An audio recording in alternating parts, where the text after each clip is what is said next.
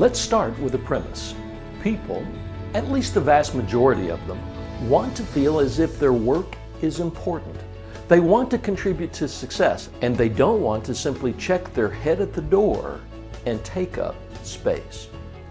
This is a good thing, because you as a leader have a responsibility to develop others, leverage your resources to accomplish the work, and to create an environment that engages people to volunteer their commitment. One of the most effective tools you can use to fulfill your responsibility and allow others to contribute is delegation and empowerment. At this point, you may be thinking, one tool? Aren't delegation and empowerment two different things? Well, yes and no. Delegation and empowerment are, in reality, two ends of a continuum that leverages resources, develops others, and allows people to feel as if they are contributing. But there are important differences. So, in this session, we'll look at the differences between delegation and empowerment. We'll discuss when you should use each one. And we'll examine the 4 criteria you can use as a leader to determine when you should delegate and when you should empower. The key difference between delegation and empowerment comes down to one important factor: who is in control? Or, put another way, how much autonomy does the individual have in the job? Here's an easy way to think about it. You delegate tasks. You empower people to exercise control to achieve a desired result. Let's break down the differences in more detail.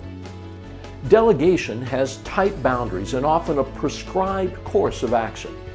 The ultimate delegated task is one where the leader gives specific direction and the follower carries it out as directed.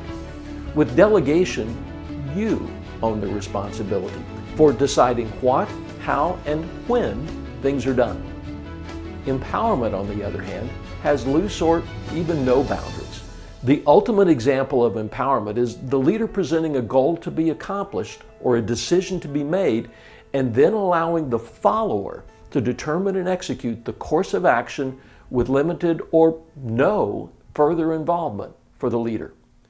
With empowerment, the follower owns the responsibility for deciding what, how, and when things are done within the agreed upon boundaries. Here's a specific example. Let's say that you want your teenage son or daughter to prepare the evening meal for the family. If you're delegating the task, you will determine the menu, provide direction on specific ingredients and the recipe to be used, and even set a goal on when the meal is to be ready for consumption. If you're empowering your teenager to provide the evening meal, you allow them to have complete control over what's served, how it's prepared, and when it's served. Your only direction is setting the goal and probably establishing some broad boundaries such as budget or the fact that it has to accommodate your food allergies.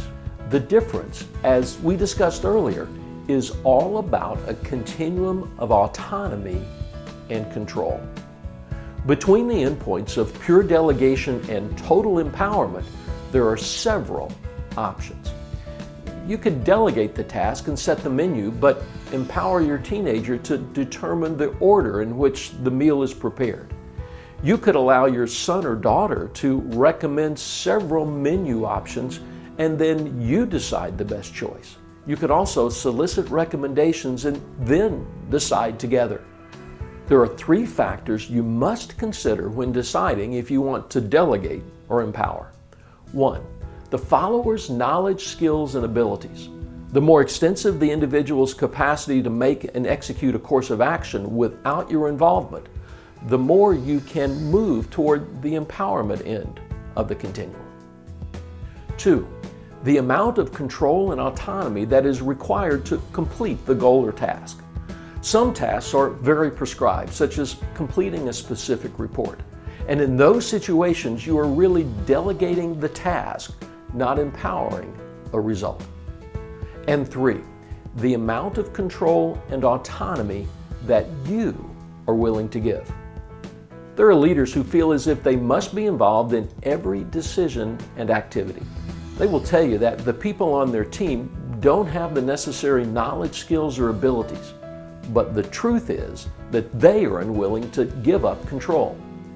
If you are one of those leaders, you must work to overcome that tendency to micromanage everything and everyone. Most important, if there are certain projects or assignments that are so important that you can't let them go, be open and honest about your need to stay involved. There are 4 things that must be present regardless if you choose to delegate or to empower. 1. Clear understanding of the goal or task to be completed, including time frames, budget restrictions, and quality levels. 2. Clear understanding of the boundaries and authority. 3. The necessary knowledge and skills to accomplish the goal or task.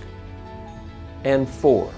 Your trust that the individual will perform and potentially fail in pursuit of success at the goal or task. Remember, people want to feel as if their work is important. They want to contribute to success, and they don't want to simply check their head at the door and take up space.